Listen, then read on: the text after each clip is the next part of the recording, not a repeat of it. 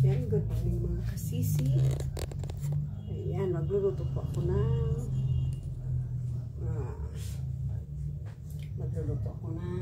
tinulang manok. Unahin po natin ito. Ayan. Yung luya, unahin po natin. Yan mga kasisi, mga ka-brother, mga idol. Ayan. Share ko po ang aking nilulutong Ayan po natin yung luya. Sinula po. Ayan. Breakfast po ni Ma'am Kit at saka nila Ma'am G. Ayan. Kanyang mga anak. Breakfast ng aking mga DR.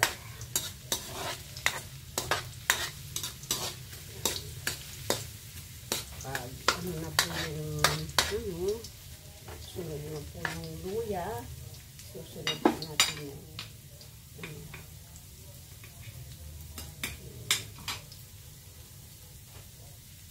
sunod po natin yung luya.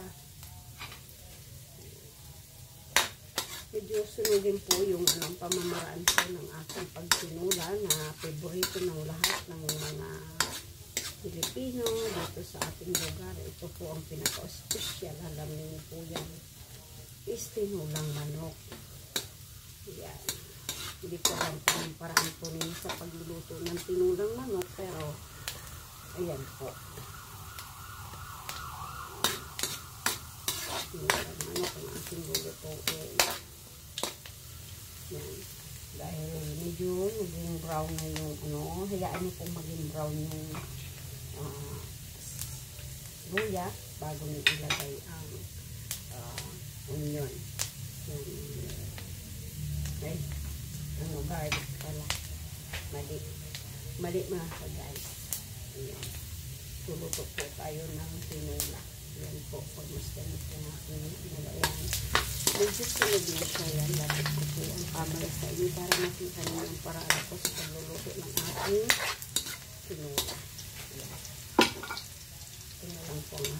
Pakashare naman. Pakilike naman sa video ko. Thank you for watching. Ayan po. Pinalo na po natin ang bawang at sibuyas. Kasi madaling maluto ang madaling masulat ang kasama naman kasi sunod na lahat ng ating ingredients sa tinula. Ayan po. Dito po sa aking mahal mga MR ay PRI, hindi sila gumagamit ng bitchin. Paminta lang po at asin.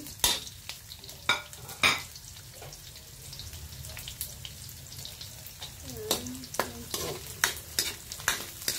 Sinunod mo na po ng kaunti ang sibuyas para mas malasa ang isang hindi malasa ang tinula natin mga guys. Ayan na po. Ilagay na po natin ito. Yan. Nabisip ko na po ito yan. Niluto ko.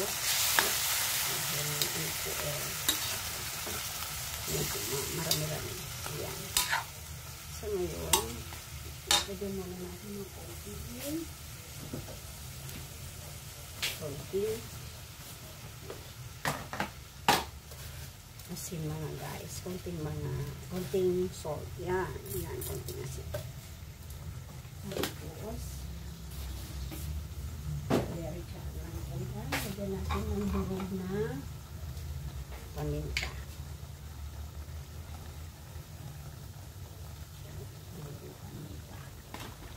Para medyo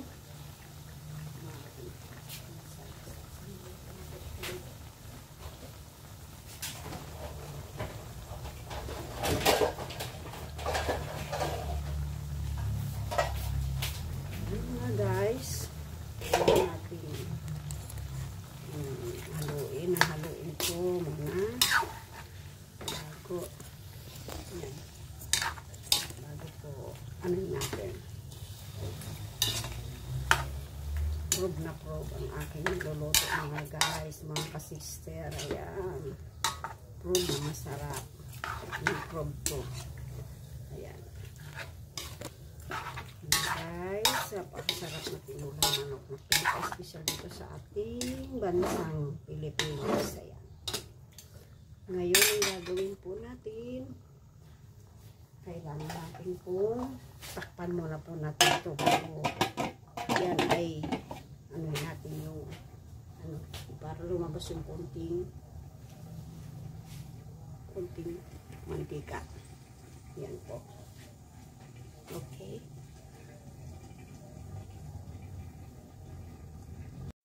Ayan po, balikan natin ito. Tingnan natin po ito kung okay na. Tingnan natin po ito kung okay na. Ayan, haluin po natin siya. Balikan ang pagkakalang. Sa kawali ko na po niluto ito dahil medyo marami-rami.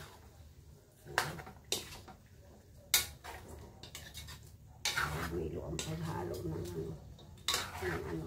Nilabas ko po siya ng konti ang mantika. Ayan. Bango. Bango naman. Ayan. Tapos, lalagyan natin siya ng ganito. Ito po. Ayan natin ang bilog na paminta. Ayan. Ang bilog paminta yan para medyo ano siya, malasa-lasa ba. Hindi ko alam kung kayo ang tinulang nyo, lalagyan ng pamintang bilog. Ako nilalagyan ko dahil mas masarap kapag may bilog. Pagkaramdam ko lang po para sa akin. Ayan. Pero hindi pa po siya lumalabas ang ano. Kailangan natin takpan ulit bago po yan. Ayan. Ayan po. Takpan muna natin siya. Ayan, balikan po natin ulit ito. Tingnan natin ulit kung okay na. Ayan, wow, dami. Mga kasisi, ayan, medyo lumabas ng kanyang mantika sa ating tinulang manok. Ngayon, ini-next ko po ang tawag natin sayote para makapag ano siya.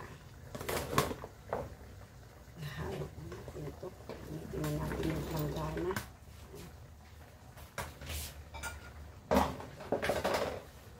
Haloin natin siya. Haloin natin siya sa sayote. Yan po ang aking tinulang manok, mga kasisi, mga brother. Mga ka-idol, ito po ay talagang special na pagkain sa ating bansa. Tinulang manok. Ayan, mamaya ko ilalagay isang malunggay. At lagyan natin ng sabaw. Medyo ihalo pa natin ng konti yan. Sige. Ayan, takpan natin siya. Takpan natin siya ulit. Ano siya.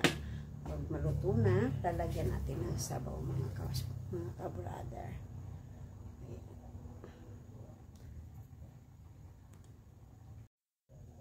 Ayan po, mga